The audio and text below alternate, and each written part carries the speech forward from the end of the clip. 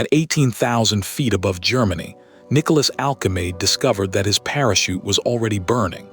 The rear of his Lancaster was on fire, hydraulic fluid had soaked his clothing, and flames were entering the cramped gun turret around him. His pilot had ordered the crew to bail out, but the parachute pack assigned to the rear gunner was stored inside the fuselage, beyond a wall of heat that Alkemade could no longer cross. He had only two ways out. He could remain inside the bomber and burn with it, or leave the aircraft without a parachute and fall nearly 3.5 miles into the darkness. Alkemade rotated the turret, released himself from the machinery, and went backward into the night.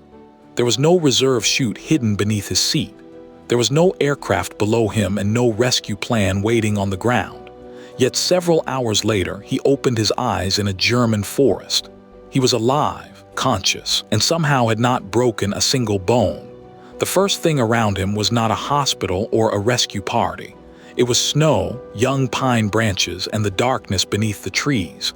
His boots had been torn from his feet during the fall.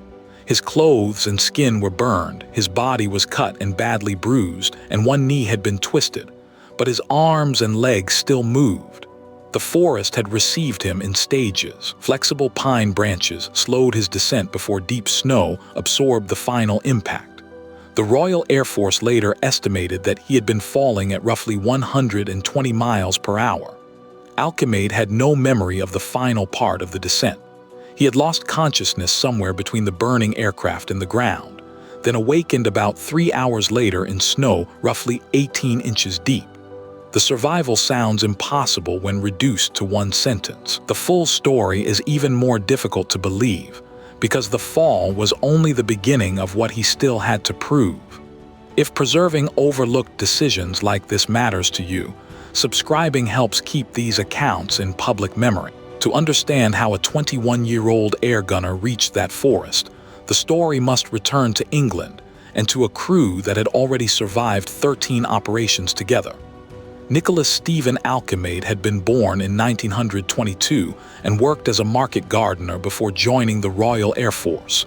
He was not a test pilot, an engineer, or a man trained for unusual escapes. He was an air gunner, assigned to the most isolated fighting position in a heavy bomber. By March 1944, he was serving with No. 115 Squadron, flying from RAF Wychford in Cambridgeshire.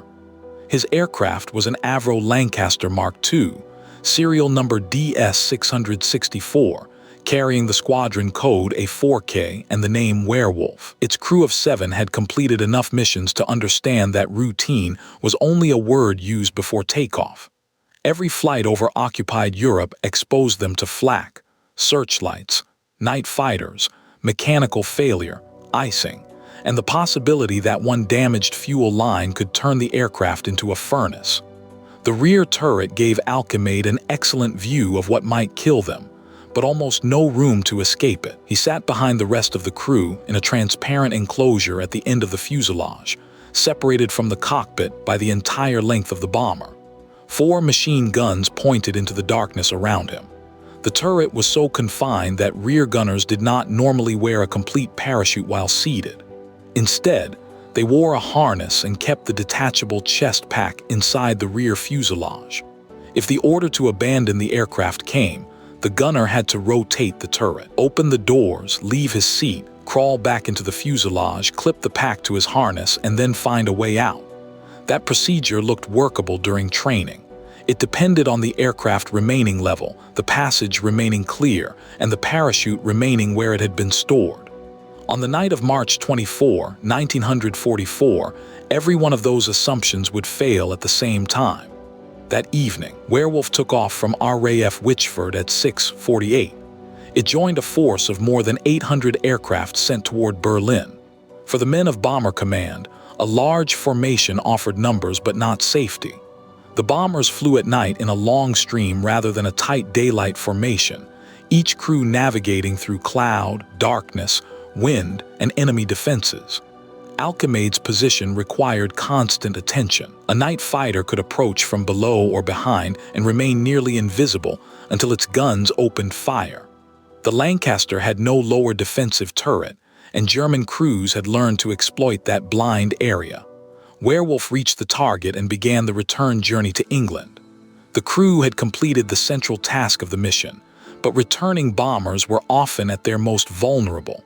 Fuel was lower, concentration had been stretched for hours, and the route home could be altered by weather that no crew could control. That night, a strong wind from the north pushed parts of the bomber stream farther south than expected. The change was dangerous because it carried returning aircraft toward the Ruhr, one of the most heavily defended regions in Germany. On a navigation table, the error could appear as a line displaced by a few miles. In the air, it meant new searchlight belts, flak positions, and night fighters waiting along a route the crews had not intended to use. Somewhere over Germany, Oberleutnant Heinz Röhrker was hunting in a Junkers Ju-88 night fighter. Röhrker was an experienced pilot, and his aircraft was equipped to find bombers in darkness. He approached Werewolf from below, where the Lancaster crew had the greatest difficulty seeing him. The first clear warning was not a silhouette in the moonlight. It was gunfire striking the bomber. Rounds tore into the starboard wing, rear fuselage, and the area around Alkemade's turret. Within moments, the mission stopped being about reaching England. It became a race between fire and altitude. The damage spread faster than the crew could contain it. Fire took hold near the wing and ran into the fuselage. Smoke and sparks moved through the aircraft while the Lancaster began losing height. In the cockpit, pilot James Arthur Newman understood that Werewolf could no longer be saved and ordered the crew to bail out. For most of the men, that command began a desperate attempt to reach an exit. For Alkemade, it exposed the worst feature of his position. He could not simply open the turret and leave. The chest pack he needed was inside the rear fuselage, and the path toward it was filling with fire. He turned the turret and tried to reach the pack anyway. When he saw the parachute canister, the fabric and equipment around it were already burning. The object designed to save him had become part of the fire. His hydraulic lines had also been damaged, and fluid sprayed across the turret and onto his clothing. Then his clothing began to burn. That is where the story stops being an account of an aircraft being lost and becomes an account of one decision. Remaining inside offered certainty. The fire was moving through the structure, the bomber was descending, and Alkemade could feel heat against his face and hands. Reaching the parachute was no longer possible. He could wait for the Lancaster to break apart or strike the ground, or he could choose the open air. He later explained the choice without pretending that he expected to survive. A fall through cold darkness appeared quicker than death by fire. It was not a plan to live. It was a decision about how he was willing to die.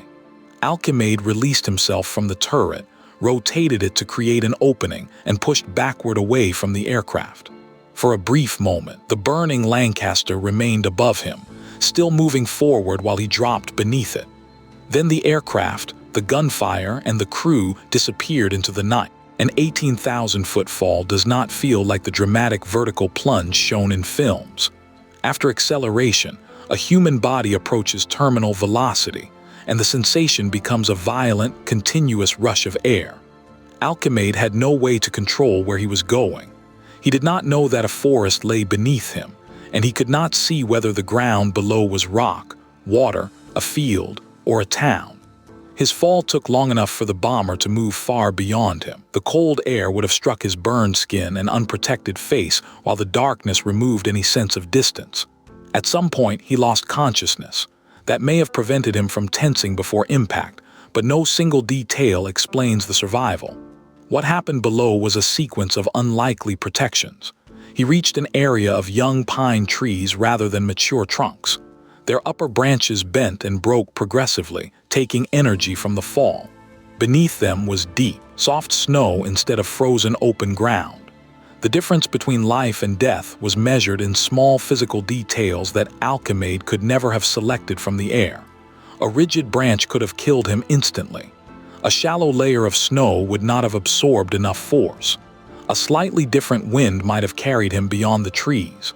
Instead, the flexible pines acted like a series of breaking surfaces, each one reducing speed before the next. The snow then spread the final force across a longer distance. Even with those conditions, survival should have been extraordinarily unlikely. When Alkemade regained consciousness, the silence itself must have been confusing. The roar of the Lancaster in the air had vanished. Above him there was only forest canopy and night sky. He checked his body and found pain, burns, cuts, bruising, and the damaged knee, but no shattered spine and no broken limbs. He had left an aircraft at bomber altitude without a parachute and reached the ground in a condition that allowed him to move. Survival did not mean freedom. Alkemade was still inside Germany, alone, injured, and wearing the uniform of an enemy airman. German civilians eventually found him and took him for medical treatment. His condition created a new problem almost immediately. Captured aircrew were expected to explain how they had reached the ground. A parachute descent from a burning bomber made sense. Alkemade's account did not. When he said he had fallen from roughly 18,000 feet without using a parachute, German officials suspected deception. The story was so implausible that it raised the possibility that he was not an airman at all. The Gestapo questioned whether he might be a spy hiding the method by which he had entered Germany. From their perspective, the physical evidence seemed to contradict his words. He was injured, but he was alive. A man who had truly fallen from that height should not have been able to answer questions in a hospital.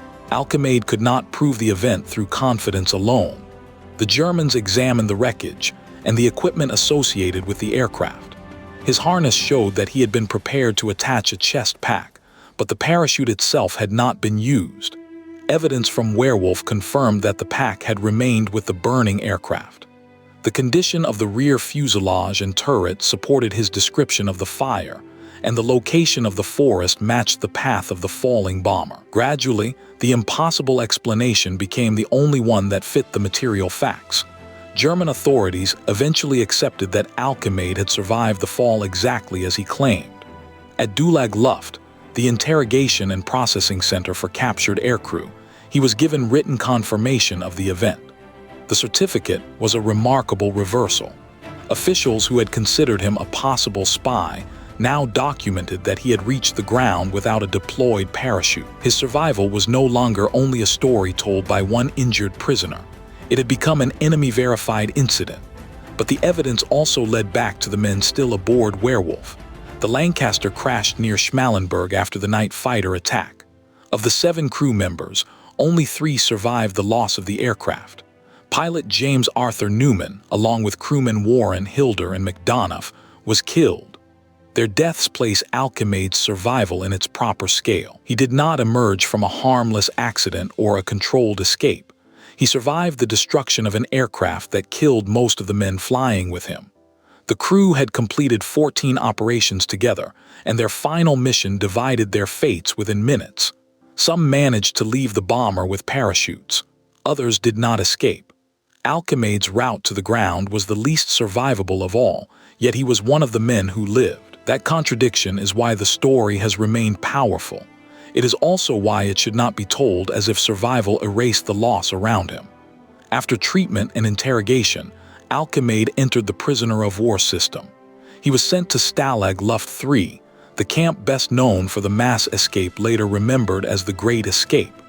By the time he arrived, the famous breakout had already placed the camp under intense scrutiny. Captivity replaced the immediate danger of the fall with hunger, uncertainty, confinement, and the knowledge that the war continued without him. As Germany collapsed during the winter of 1945, prisoners were forced westward in what became known as the Long March. Men weakened by captivity moved through severe cold with inadequate food and shelter, while guards tried to keep them ahead of the advancing Soviet forces. Alkemade survived that ordeal as well. The same man who had awakened in snow beneath the pines now crossed winter roads as a prisoner, facing a slower and more deliberate form of danger. He was finally liberated as the war in Europe came to an end. When Alkemade returned to Britain, there was no simple way to explain what had happened. The event was supported by German documentation, RAF records, the wreckage, and the testimony of a man whose injuries did not match the fall he had survived. Yet the war had produced so many deaths that even an extraordinary survival could become a brief newspaper item before ordinary life resumed. Alkemade left the Royal Air Force in 1946. He worked at a chemical plant, where his reputation for being difficult to kill gained further material. In separate industrial accidents, he survived exposure to dangerous chemicals and another serious incident involving a heavy metal door. These later episodes strengthen the legend around him, but they should not obscure the original event. The night over Germany was not evidence that he could not be harmed. It was evidence that a series of physical conditions, none of which he controlled, had aligned after he made a decision with no expectation of rescue. He later worked as a furniture salesman and lived until June 1987.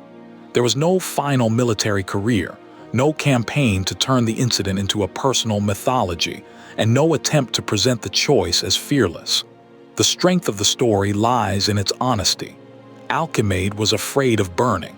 He believed the fall would kill him. He chose it because the alternative was worse. That is very different from the polished language often used around wartime courage. Courage in this case did not mean believing he would live. It meant acting while accepting that he probably would not. The forest, the snow, and the angle of his descent determined what happened next. His decision determined only that he would leave the fire. Everything after that belonged to chance, physics, weather, and the extraordinary resilience of a human body that reached the ground in exactly the one place where survival remained possible. Attempts to explain the fall sometimes reduce it to a single miracle, but the documented details offer a more meaningful account. Alkemade did not strike flat ground at full speed. He entered a sloping stand of young conifers whose branches yielded beneath him. Deep snow extended the distance over which his body slowed. His unconscious state may have kept his muscles from bracing rigidly. The shape of the terrain and the flexibility of the trees converted one catastrophic impact into a series of smaller ones. None of those factors makes the result ordinary. They only show how narrow the path was. Change the season, the age of the trees, the depth of the snow, or the direction of the wind, and the outcome almost certainly changes. The survival was not proof that a fall from 18,000 feet is safe under rare conditions.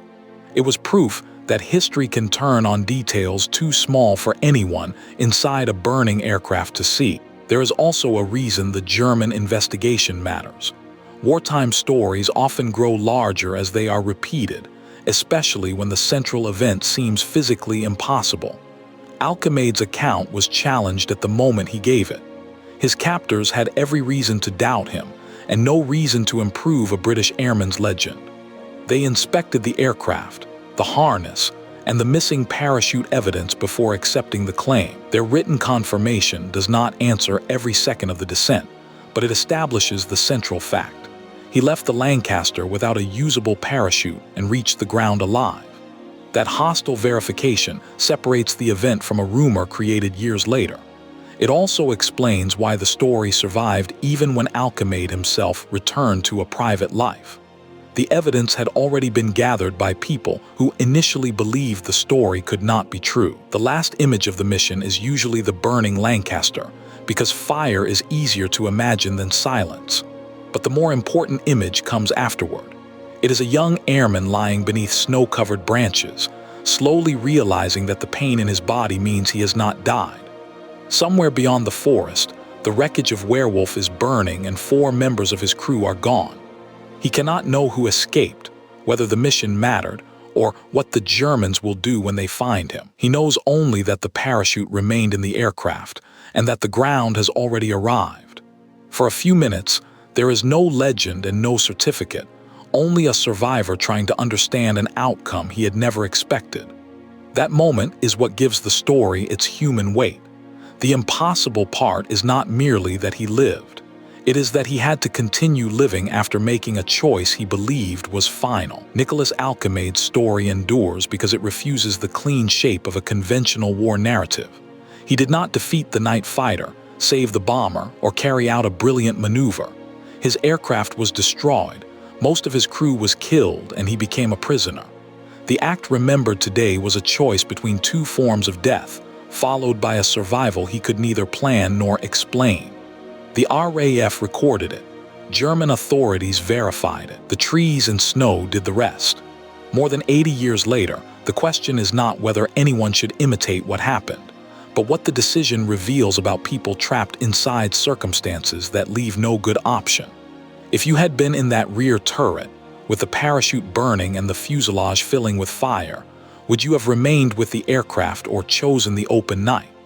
Share your answer below, and remember the 4 men of Werewolf who did not return.